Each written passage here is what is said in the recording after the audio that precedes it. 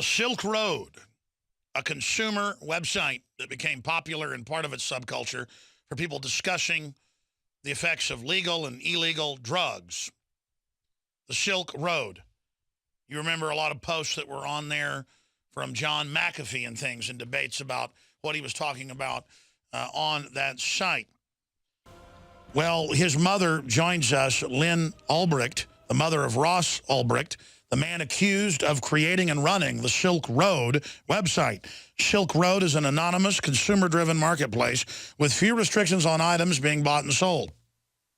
Prohibited is anything intended to harm or defraud, close quote, such as child pornography, assassinations, or weapons. The only currency accepted is Bitcoin.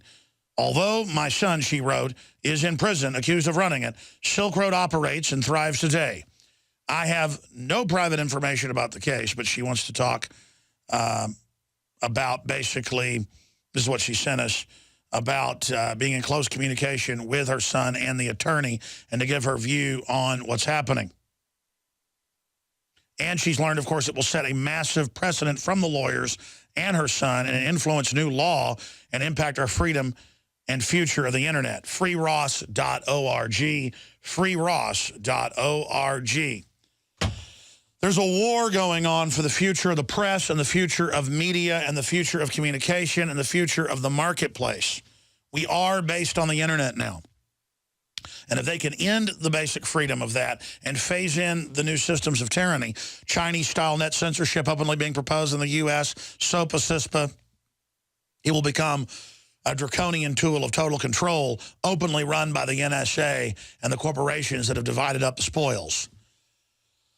That said, understand, I've had the FBI here repeatedly. I've had the Secret Service here repeatedly. I've had the state police here. I've had the ATF here. I've had them all here. They come here and they say, what is this on your message board? Do you know about this? Are you part of this? And I look at them and I go, you know I have a website visited by millions of people a day. And you're trying to act like I've done something wrong to convince me I have so that you can act like I'm supporting someone on here saying they want to kill a cop. And if you have a subpoena for the IP address of that person, that's fine. I'm not going to fight that subpoena. The person shouldn't be on there saying kill cops. But don't try to connect me to it or claim that I am aiding and abetting this when we have moderators and we use a third-party system. How dare you? That's why, again, they SWAT team Amish. All over the country, they'll move FBI in or others next door, for some cases, a year and a half. Famous case a few years ago. We had the Amish folks on. And they kept begging, please give us cheese and milk. And the Amish would just keep giving them cheese and milk. And say, I feel bad. Just take money. Oh, no, no, no. After a year of that, they got them to start selling them cheese, which they would then take across state lines and sell at a farmer's market. Then they SWAT teamed them, shoved them down, put guns to their head for the jury. Let me tell you how the feds work. So the jury sees, SWAT team, well, these Amish must be bad. See how freakish that is? And when the FBI comes in here, they'll go and try to get me to feel bad like I did something because someone said something violent on the website. And then there's a gag order in the subpoena, and so then I can't talk about it. I can just say the FBI was here.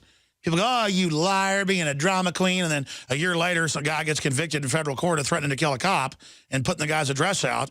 And it talks about me and the FBI visit. I mean, I'm not, I have to deal with this, folks. And I actually just laugh now. I mean, that hadn't happened that many times over the years, maybe 10 times, different agencies. And now they've got files or MO and don't even do that. They just go, here's the subpoena, give us the stuff. And I'm like, here, want some coffee?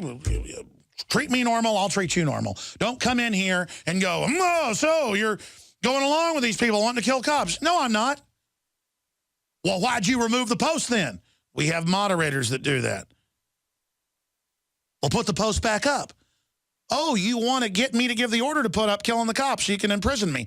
I got cameras in here, boys. Get out of my office. Give me the subpoena and get out of here. I mean, I don't know how these people sleep at night when they go out and set up innocent people all the time. It's shameful. Shameful. And disgusting. ATF, and I'm going to go to our guest. The ATF. The ATF. We'll have gun range toadies at big gun ranges. There's famous cases of this. You've heard about them. We've covered them. And a guy will have an M4 semi-automatic .223 rifle, and sometimes they malfunction and shoot 2 rounds. They'll put him in federal prison even admitting knowing it was an accident because the guy has a veteran with no criminal record. That's who they want, folks. That's why you know the government is evil. Now, that said, they can use a case that on the surface you could say is a little more questionable. But if he doesn't get out of this and they're able to get this, it's going to set a precedent to put everybody in jail for what other people say or do on any platforms, including telecoms. This is the end of internet freedom as we know it, and it's extremely draconian. I want to thank Lynn Ulbricht for holding, again, the mother of the creator of the Silk Road, freeross.org. And she joins us to talk about this important case. Paul Watson wrote the article last week, Feds hijack Silk Road case in bid to dismantle internet freedom.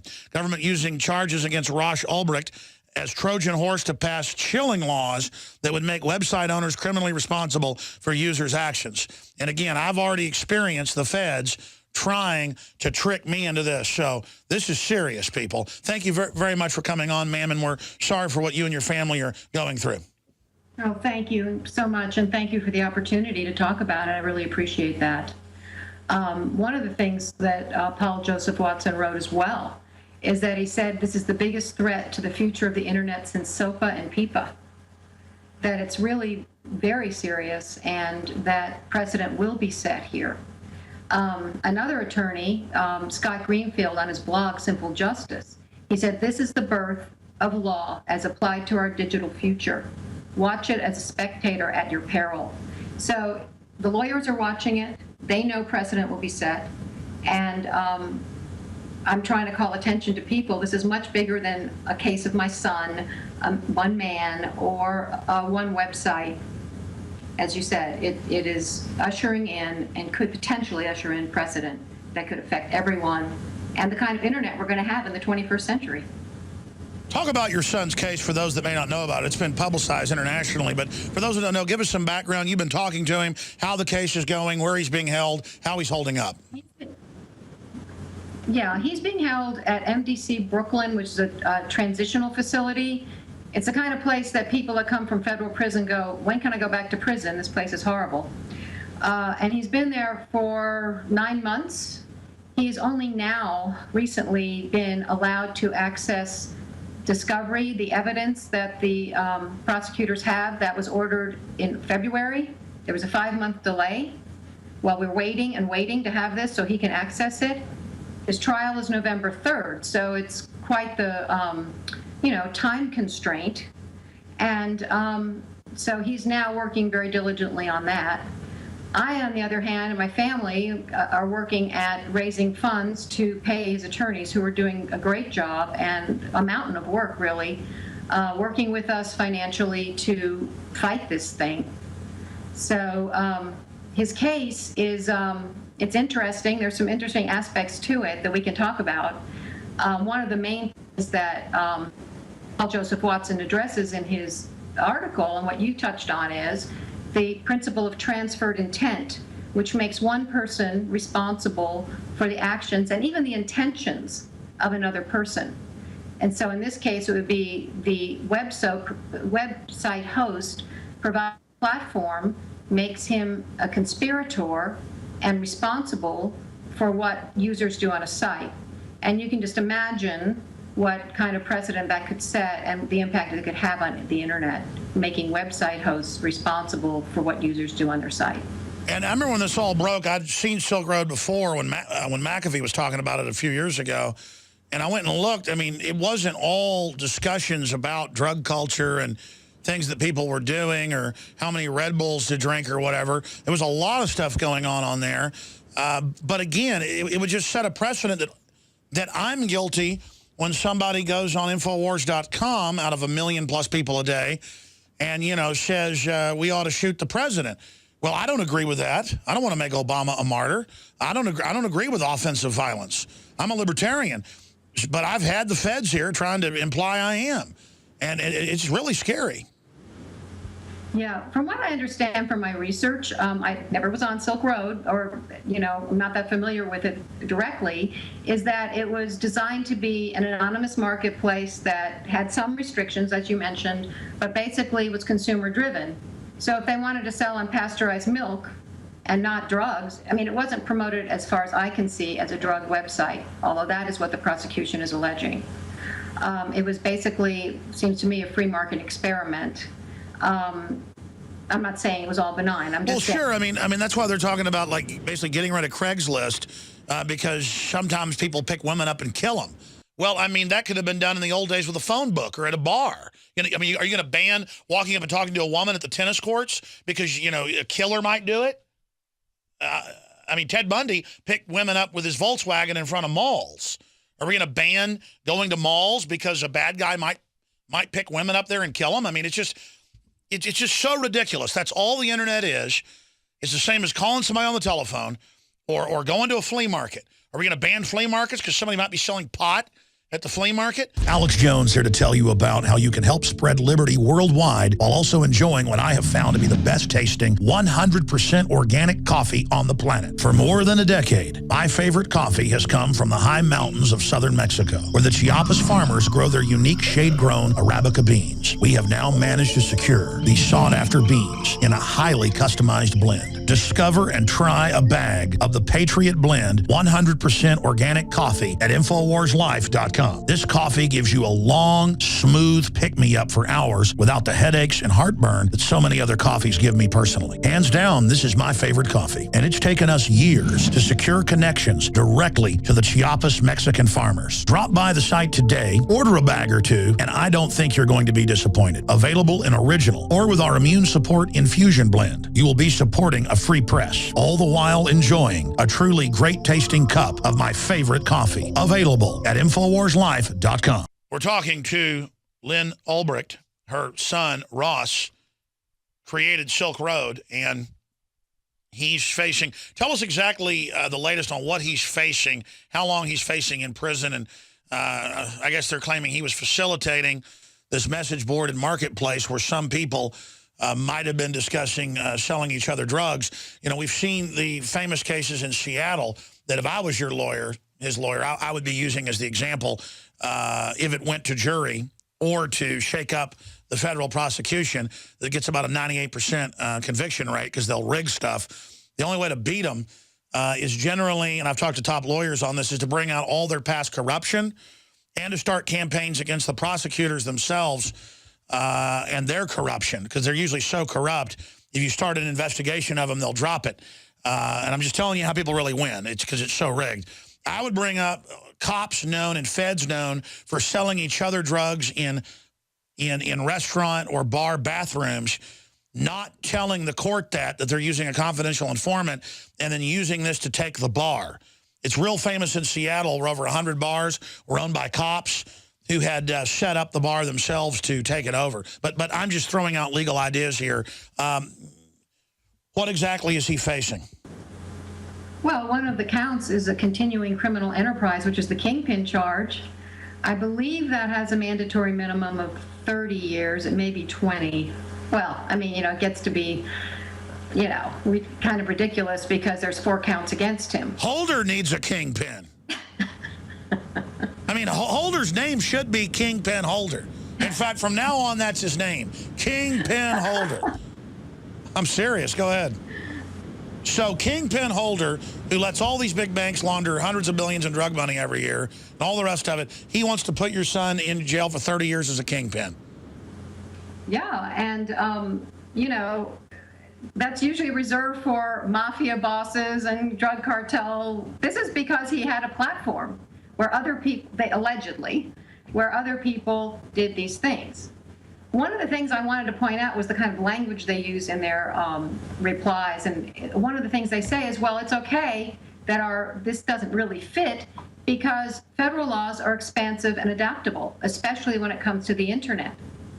This is in writing, and I find that extremely alarming that they would think that in total opposition to the Constitution. Oh, yeah, that's the season, is just be as blatant as you can. Just be open about the power grab. Right. They just say it, and they say the long arm of the law is far, or the law is far longer than you would imagine. This sort of thing. It's very ominous language. I wish that long arm would do something about itself. Yeah. Oh, count on that, right. The other interesting thing, you know, Congress passed in the 80s the Communications Decency Act, Section 230, which protects website hosts from transferred intent, you know, being responsible for other people's actions and intentions in civil cases. So if Ross were being sued by an individual in civil court for the exact same conduct, he would be immune. But because it's the federal government bringing the charges, criminal charges in federal court, criminal court, he's facing, you know, decades and decades. And our lawyer says this is arbitrary, discriminatory enforcement, but as well opens up a very dangerous anomaly that will be part of setting precedent for other website hosts to be held criminally liable. Well, it's also a great way to set people up. I mean, you just send 20, 30 confidential federal informants onto the message board you don't like and have them all start talking about killing people or selling drugs or child porn, and then you just go arrest whoever has that forum. Well, that's really a good point, because they say that intent, all they need to be sufficiently prove intent is what happens on the forum, what happens on the website. It doesn't have to be an actual act that they prove happened. Listen, I've had the FBI ask me why I let people threaten to kill cops on my website. And I said, well, number one, we have moderators and took it down. Number one, there's tens of thousands, if not hundreds of thousands of posts a day. And I said, you know what? Just get out of here. But again, that's how bad they are. I mean, it's really creepy. Yeah. And they could use this to expand that. Everyone should try to politically support this young man, because the site's still up and running and operating. They just want to set the precedent to go after everybody else. They've been trying this for a while, and the problem is, it's like Aaron Swartz. Man, I'm not trying to scare you, but I'm sure you've thought of this. When Swartz said he was going to battle him, was going to defeat him, and got engaged to be married, I believe they went and killed him and hung him. And then his father said he killed him with the pressure. No, I believe they killed Aaron Swartz because he was fighting similar things for publishing free open research at MIT that was 30 years old as an example of being able to share files the public is paid for. So I think your son, because he's been chosen out of all this, and they've tried to set up these file sharing sites and others for music, and they've lost recently. I think your son, Ross, is in danger because he's in the hands of the real kingpins. Yeah, that's very sobering. I wanted to let you know, and the lawyer just told me, there's going to be another round of motions coming up at the end of July that's going to address cutting-edge Fourth Amendment issues in the case and build on the recent Supreme Court opinion on privacy in the digital age. You know, a lot of people are asking, how did the government find the Silk Road server? There's been lots of things floated about parallel construction in the case. And so far, the government has not answered that question. So I think there's a lot more that's going to be addressed and coming out that'll be very interesting. And meanwhile, we need your help, because we have to fight this battle, and we're fighting a Goliath. They have unlimited resources. They have unlimited manpower, and we're a small group of people with very limited resources. And whatever help you can give, if you can go to our website and donate. We also need anyone to stand beside us with ideas, skills, anything you can offer to help us fight this. I feel like it's a battle worth fighting. It's going to impact all of us. Yeah, and for those that don't know, it came out in Reuters last year in August, just about a year ago, on August 5th, what I've been telling people that I was told by a mid-level DEA agent at the gym. One time he was putting his shirt on with his badge around his neck, and he goes, I've been lifting weights with the guy for like a year, and he goes, Alex, Don't tell anybody I'm DEA. Oh, my God. And he goes, and then I never told anybody it was DEA, like, big deal. And then later he was pretty honest about it. He said, look, this is like 10 years ago. He goes, look, it's all listened to. We have access to everything. What you say is true. And we've got control of the switches at the telecoms. Well, that's exactly what Reuters then said, that they're in everything. Everything. Your webcams, everything you say on the phone, they're in the NSA. So they go lie in federal affidavits to judges, and the judges know, to certify it, to then go use illegal evidence in court. See, it's systematic criminal operations. And the argument is, well, we're stopping drug dealing. No, they're not. They're only shutting down small cowboys. And again, I have had family in the CIA, well, the Army, who did stuff for the CIA, who said that they finally quit back in the 80s when they were sent to engage in drug dealing and assassinations in Chicago. And I mean, that's just an example of how corrupt the system is. It's the public is so naive. All you can do is decriminalize. And it's not the drug culture's good either. It's terrible. It's that the government, just like the mafia and the government ran prohibition with alcohol and it tripled the size of the gangs and corrupted the government. When they ended alcohol prohibition, they brought out drug prohibition to be their new business. And it's been growing ever since. We have to discredit the whole system. Any comments to that? Well, yeah, I think that there's so many people in prison who are either innocent or nonviolent. And it just seems like it's draconian how the repercussions for these things. And our prisons are just overflowing. And yes, I agree that we need to get back to the rule of law and have fair trials. And it's true, I've heard over and over that the prosecution will throw everything at a person to try to get them to plea to things they didn't necessarily do. And that just seems wrong. You have a right to a fair trial. And that's what we're trying to get for Ross. Again, Lynn Ulbricht, the mother of Ross Ulbricht, freeross.org, the Silk Road creator. How are his spirits after 9 months in the federal dungeon? Well, Ross is a very positive person by nature. He's an Austin boy, by the way, raised there, and but very positive and resilient, and sees the bigger picture in this. And he stays positive. He taught a physics class in there to inmates and a yoga class, and he now is, of course, concentrating on discovery since he's finally been given the material. So he keeps his spirit up, but it's a challenge. It's not easy. It's been very difficult, and I'm proud of him for how he's handling it, but yeah, it's hard. But he's taking it as a challenge in a boot camp, and we'll all pray for him, and I'm sure he'll get through this, and there'll be another political prisoner when the history books are written, when we defeat the globalists and bring them to justice. But we have grown a giant, vicious, unaccountable, evil, wicked, oppressive, sickening kingpin government that now wants to shut down our free speech. And they're trying to overthrow every country that they don't control right now. They've opened our borders. They're just illegitimate. And the good news is most feds I talk to are not even bad men or women, but they have special cadres under the Justice Department that are the political operatives, and they're the folks going after your son. And it's disgusting. All right, well, we'll get updates from you as this unfolds, and I hope people will try to aid his defense at freeross.org. I know the Electronic Frontier Foundation, others are trying to help, and I know that a lot of other folks are out there. We're all going to hang together or hang separate. Thank you. Thank you, Alex. Thank you very much. What a sweet lady. And I have personally experienced this myself. Where they have gone around to almost every Liberty reporter out there, sending them with different reporters' names, even spoofing their email addresses, child porn, trying to get people to open it. We just don't open any attachments here unless we've talked to somebody over the telephone about it and have confirmed they've sent it.